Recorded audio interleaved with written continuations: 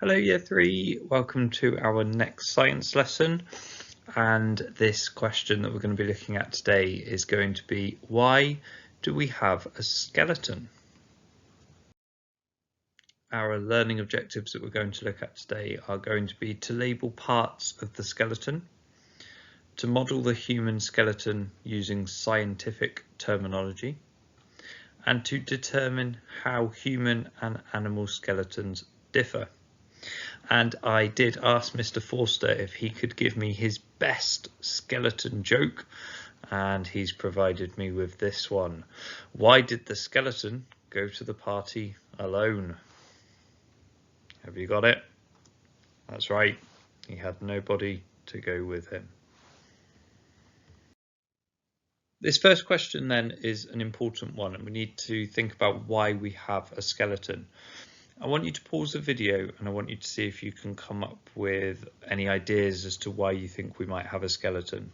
Once you've done that, before we have a look at the 3 answers that we're going to explore during this lesson, we're going to watch a quick video. So pause the video here and see if you can think of some ideas. And before we have a look at the answers, we're going to have a watch of this video. Inside our body are the bones of our skeleton, supporting our body and holding it up. The skeleton also provides a protective cage for all the delicate organs inside. As we grow, so our skeleton grows with us. This is a real human skeleton. It's made up of lots of different bones. In all, there are over 200 bones in everybody's skeleton. There are 26 bones in each foot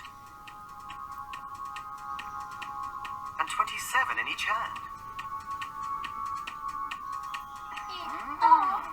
These are your ribs.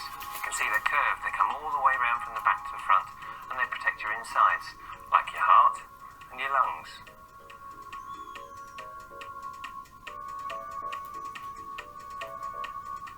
The backbone's made up of all these different sections, and each section is called a vertebra. That's where we get the word vertebrate from.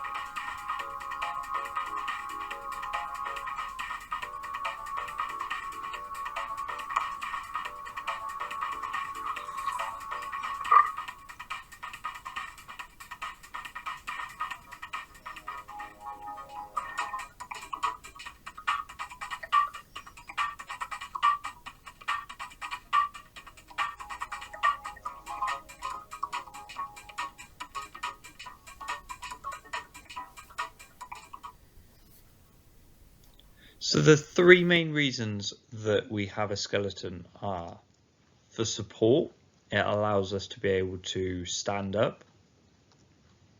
For protection, it keeps all of our internal organs safe.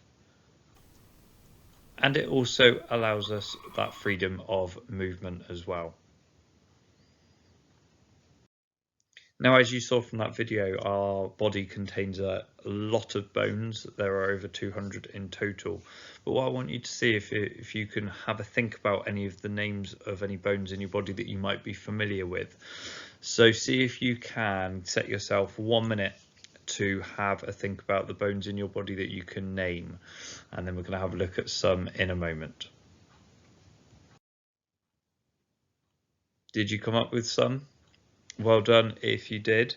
Here is a list of a few examples that you can see. We've got the skull, spine, pelvis, femur, tibia, fibula, humerus, rib cage, ulna and radius, and they're going to be included in your task that you're going to complete as well. So I'm not going to show you where they go because that's going to be one of your tasks, so I'm not going to do that for you.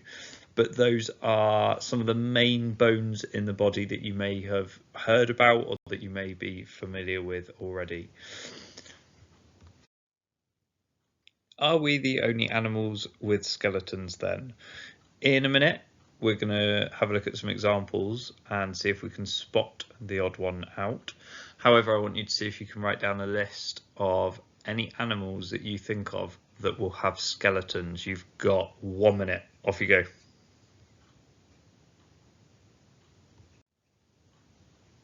Hopefully you've got a list in front of you of animals that have got skeletons. So we're going to have a look at this list now, and you're going to see if you can find the odd one out. We've got a frog, a lion, a worm, and a snail. What is the odd one out? And let's have a look at them in turn then. So a frog has got a skeleton, and it's on the inside of the body. We've got a lion that's also got a skeleton, and that is on the inside of its body. The worm doesn't have a skeleton, and the snail does have a skeleton, but it's on the outside of its body.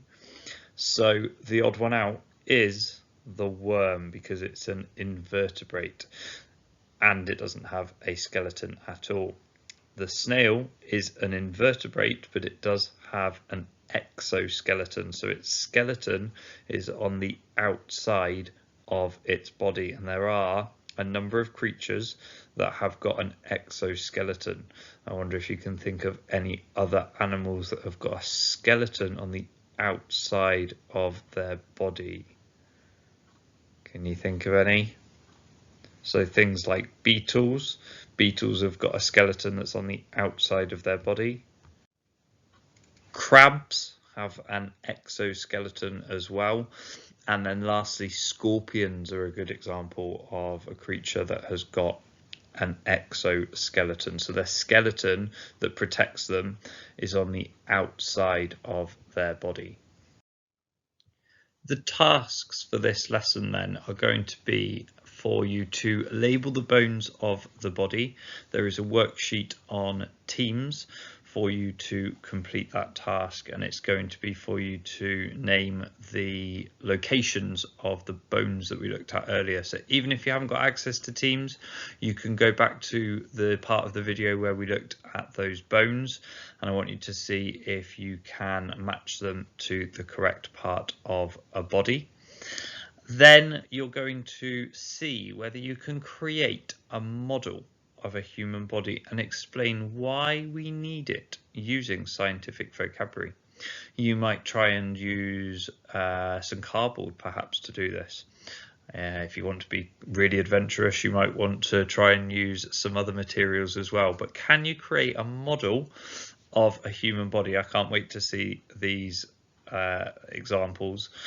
And I want you to see if you can then explain why we need it. Why do we need that skeleton using some scientific vocabulary from this lesson?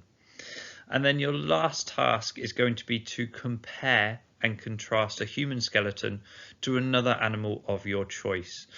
And that is going to be entirely up to you to decide what animal you're going to decide. And I want you to compare. So I want you to think about the things that are the same between human skeletons and the skeleton of the animal you're looking at. And I want you to contrast it. So I want you to think about the differences between the animal you've chosen and human skeletons. So the tasks for this lesson are a little bit more independent for you. They give you an opportunity to explore, maybe do a little bit more research about where those bones might be on the body. And I want you to think about that animal that you're going to compare and contrast it to as well.